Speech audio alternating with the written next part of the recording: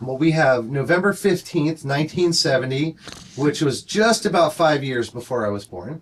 So we're getting a little closer to me here. The urge to quit. Okay. Is this a cigarette thing here? Are we... what? Quit in the service of God. Quit in the service of God. Elijah the prophet. And for your people, the Jews, Hebrew history, this is from the Old or the Hebrew Bible. Okay. 1 Kings chapter 19 is the story of Elijah.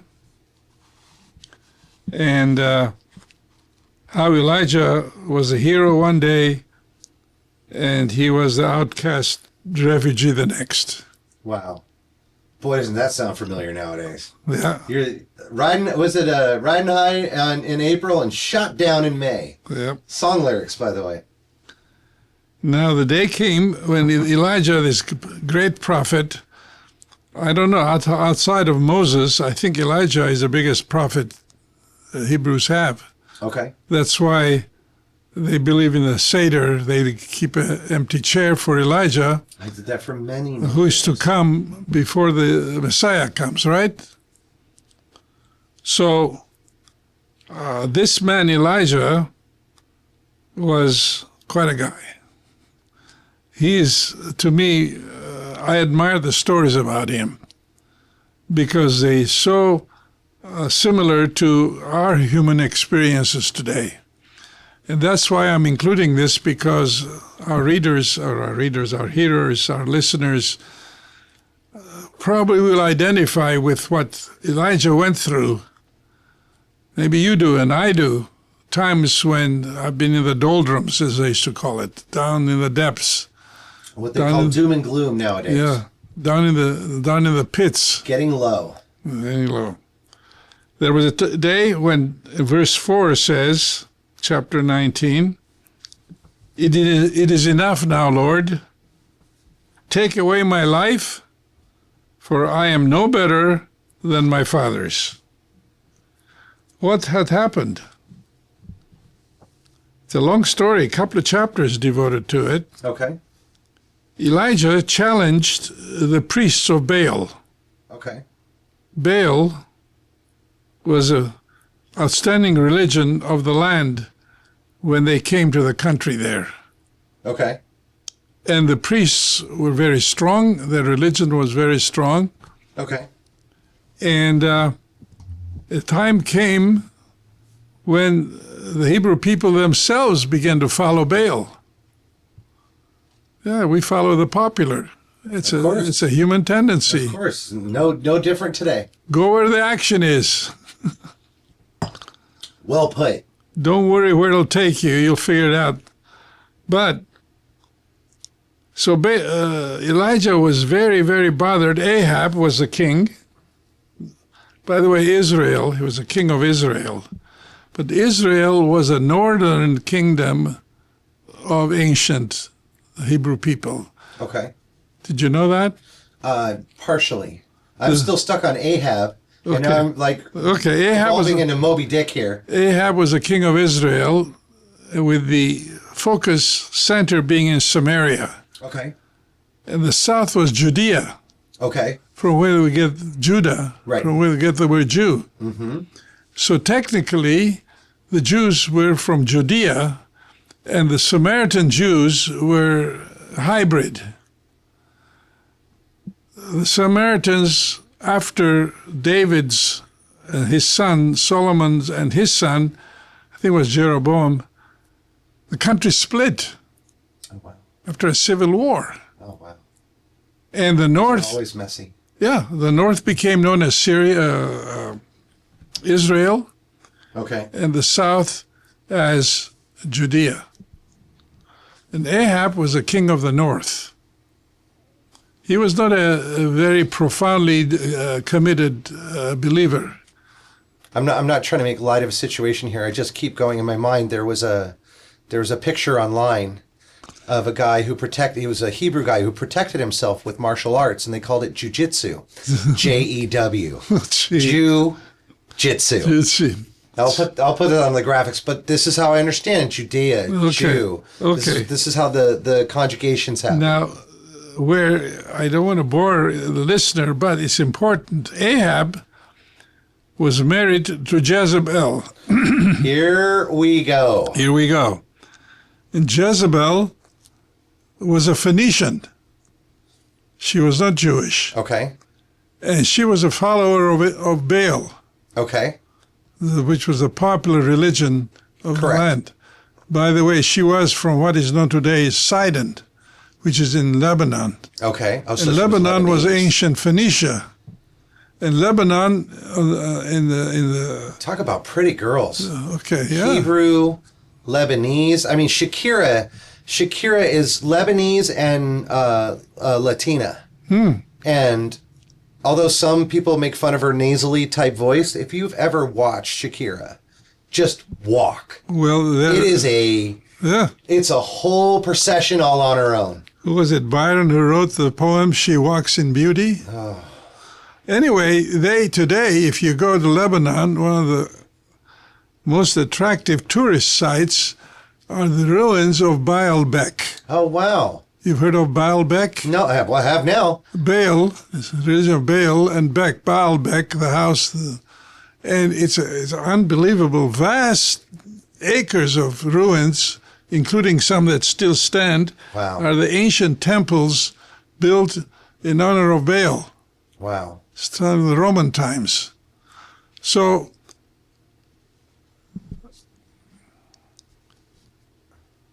coming back to Elijah, he wanted to have a debate and a confrontation with the priests of Baal. And they agreed. And he said, okay, what we'll do, we'll build an altar with firewood underneath it and with sacrifice on top. No.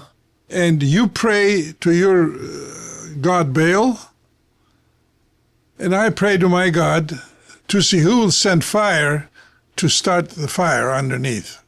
Now, I don't know how much of this is history, how much of it is, Story. what's the word? Hearsay. Hearsay. Conjecture. Or story developed to enhance one's history. Oh, okay. So he did. The priests built it, they prayed and prayed and prayed, nothing happened. Hundreds of priests. And here's Elijah. He prayed to Jehovah God.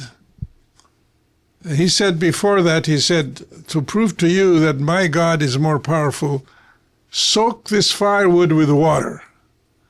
And he had them pour gallons of water on this fire pit. And they did. You read about all this here.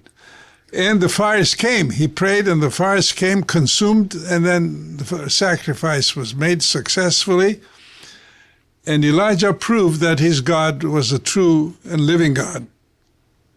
Now, what he did next, he had all the priests killed. This is where things go off the rail as far as I'm concerned. He had something like 400 priests of Baal killed. And Jezebel heard about it, says, you son of a gun, I'll get you next. But tomorrow you'll be gone. Wow. And the word got to Elijah. He got scared to death. Here's Of this course. man. He could have prayed that he would stop Jezebel. He didn't. When the prettiest girl in the land wants your head. He took off. Wow. He took off. Smart man. Yeah. Just like Jesus' dad, right? We're Yeah. out of here. He took off, and it is in part of this story. He says he himself went a day's journey into the wilderness and came and sat down under a solitary broom tree, whatever tree that is, I don't know. Exactly. Never heard of that one. He asked that he might die. It is enough now, O Lord, take away my life. I am no better than my ancestors. Because he had everybody killed. Now, this is to me fantastic. A person who has prevailed only a couple of days before, he has shown publicly the power of his God. The priests are gone, And now comes to the point where he says, I've had it. I cannot make it any longer. That's not usually the step that follows. It's usually reveling in your own... Not with Elijah. Wow. So Wow. I identify with people who are up one day and down the pits the next. To give you... As a Scorpio, I can definitely say I know Zodiac may or may not exist, but as a Scorpio, with the tendencies they give us, being up and down is something, 0 or 100% is something that I identify with, very much so. Well, it's like the Dodgers. They beat the Cubs one day, and next day they're 16-0 they lost? No different than the Lakers. Yeah. We'll beat the best team in the league, and then we'll lose to the rebuild team the next night. And it happens. Now, a good athlete says, this is not the end. Another day to fight. But that's a humorous example, but this is a kind of up and down. Elijah to say, just take my life? Take my life. From being on top to take my life? Beam me up, Scotty. Yeah. Take my life, I've had it. There's nothing for me left. And the dialogue with God is unbelievably fantastic in this story. And the Lord came saying, what are you doing here, Elijah? That's verse 9. Okay. He said, I have been zealous for the Lord, the God of hosts, for the Israelites have forsaken your covenant, thrown down your altars, and killed your prophets with the sword. I alone am left. And this is what their prophets had done. They had killed the Israelite prophets. This is where he retaliated. And especially when your God shows up and does something. Yeah. So he says again, I am alone, am left, and they are seeking my life to take it away. And Elijah continues in his fleeing. Okay. And he came to Horeb. Okay. Now you've got to know a little geography here. Horeb is in the south. It's actually right now, it's in the wilderness of the Negev, which is between Israel and Egypt. So basically just desert? And Horeb is the mountain. When Moses led the people out, they settled at the base there, and Horeb was the mountain where he got the Ten Commandments. Oh. According to their story now. Okay. Well, this is why geography is important. Yeah. It's called Mount Sinai or Horeb are interchangeable. So he went there, and he found a spot all by himself and was licking his wounds. Okay. And God came again and said, what are you doing here? The second time, and he repeated. So casually. And in the process, he had some experiences of God. There was a wind, there was a whirlwind, there was a hurricane. It all blew through. Wow. But God was not in it. Okay. He expected God to come to him in a... And he said, take my life away, here comes a whirlwind, here it comes. But God was not in it. But then came what is known as the sound of silence. You've heard the story. There was a calm after the storm. Okay. And in the midst of the silence, he experienced God. Okay, now that's powerful. Not to run back to another fabulous podcast of yours, but when we did the book of Job, the one thing I took with me, since it was my first time, was that the purifying fire of God is acceptance. Mm-hmm. And this is what I'm getting out of this too right now, is this internal kind of reactions to these external things. Yeah. It seems to be very much a part of God speaking. And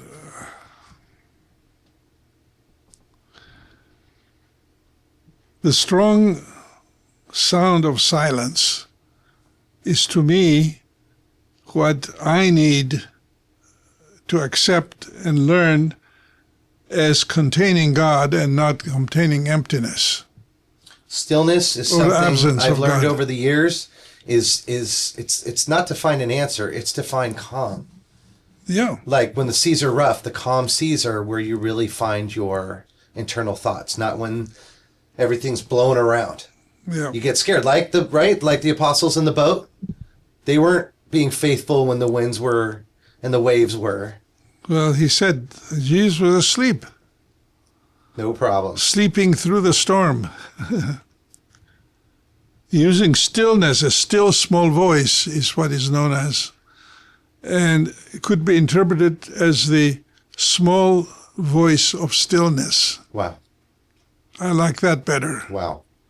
So that using stillness as his medium, God finally speaks. Why so? Why not use fire and lightning? Why the small voice of silence?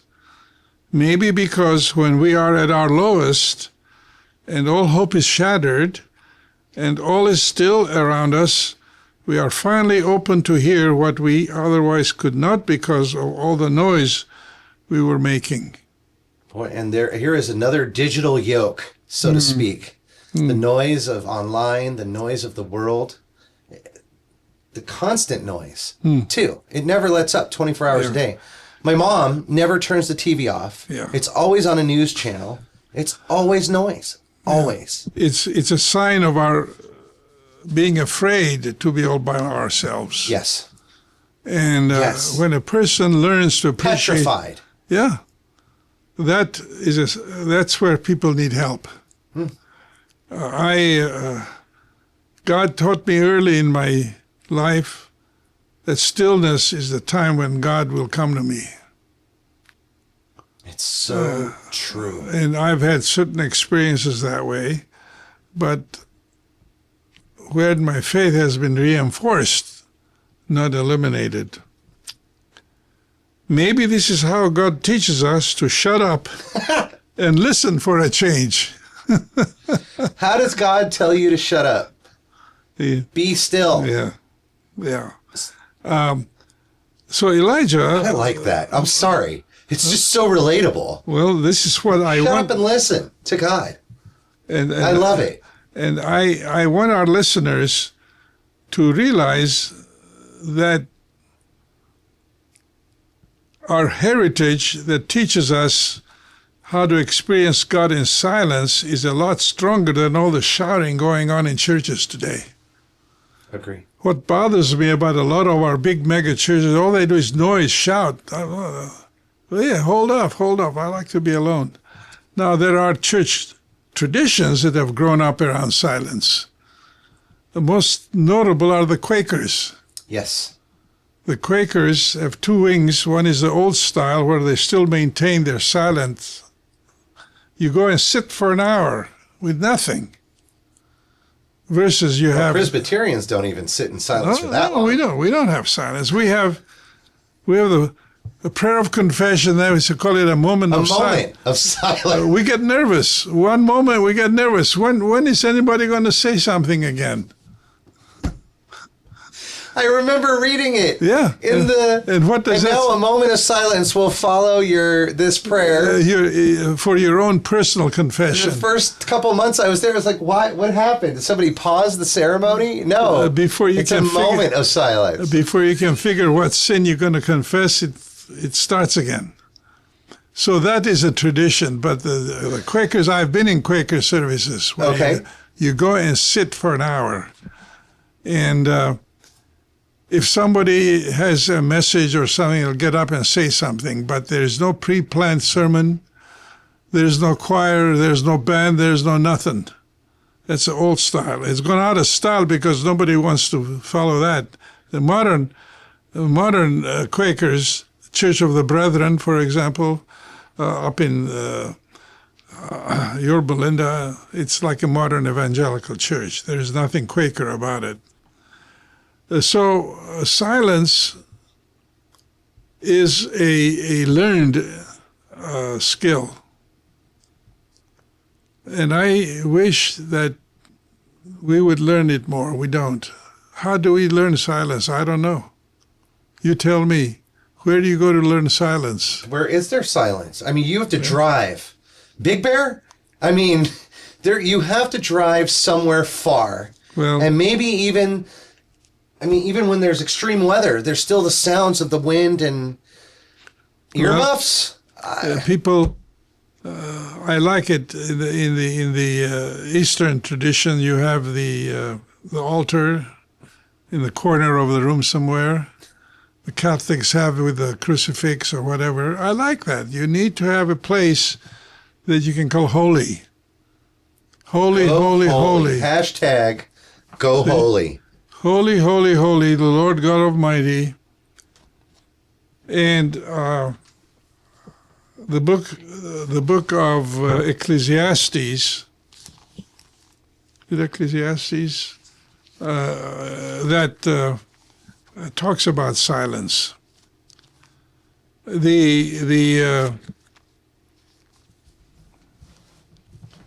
Oh boy.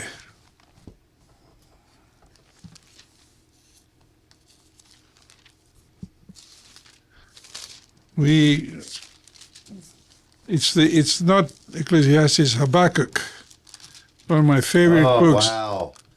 That guy, that was the first person I ever related to. Is that right? When I decided to be a Christian, I heard his name. I think I mispronounced it. It's called Habakkuk or something like that. Habakkuk. But for a guy to sit there at a distance and look at a nation and going, wow, just one crap nation is going to replace the next. Like, I really related to that. It was super... It's quite a book. Life-changing. I've taught the book of Habakkuk. Maybe we should do that next. It's a gem of a book. It begins with a question. How long, O Lord, shall I cry for help and you will not listen? Challenge. First sentence I read. Okay. And in chapter 2, verse 20, but the Lord is in his holy temple. Let the whole earth keep silence before him. Here it is again. Habakkuk learned the meaning of silence, and the book ends beautifully. This also seems like where, Buddhism is about stillness and oneness, and I can see how there's some similarities there. The difference comes in where in Buddhism, it's more of an internal journey, but with our faith, there is a God apart from ourselves. He's the source of truth, the source of power, the source of life. It's not in our own introspection only. I don't want to go that much into it. But this then is the lesson that, not the lesson, but the challenge that Elijah faced, and God taught him. And he went on from then. He went back to the people. He became an outstanding prophet for the people. So have hope. Don't give up. Getting low, followed by getting silent, followed by almost complete retribution. Well, and it's good to know, because for some of our listeners who get low, to know that getting low will lead to silence, which will lead to improvement. It will lead you to hear that which you were not able to hear before.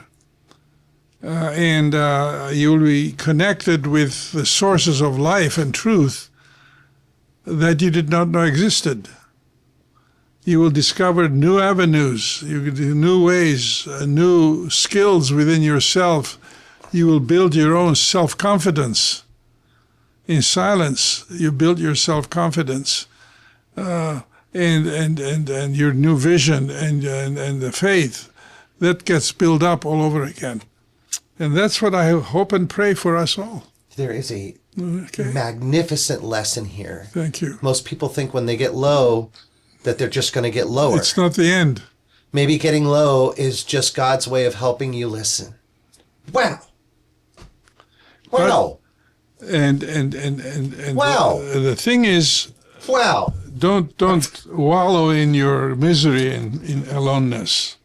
But it's okay to wallow. It's okay to have your moment of Yeah. panic. And say, Lord, Or what do they call us now? Panicans? You know about that, right? Trump said that Americans who panic are called panicans. let's see. Make an America panic again. See. We need a hat. Is this still on? Oh, yeah. Don't worry. I would like to leave this in if it's okay with you. Because I will not repeat my favorite slogan I've developed Uh-oh. for Trump. Okay, we'll leave that off. Well, then we'll end here before it gets too wild and we'll go Let's to lunch. end it here. Absolute pleasure. What a day. Thank you, brother. What a day. Thank you for the lesson. Thank you.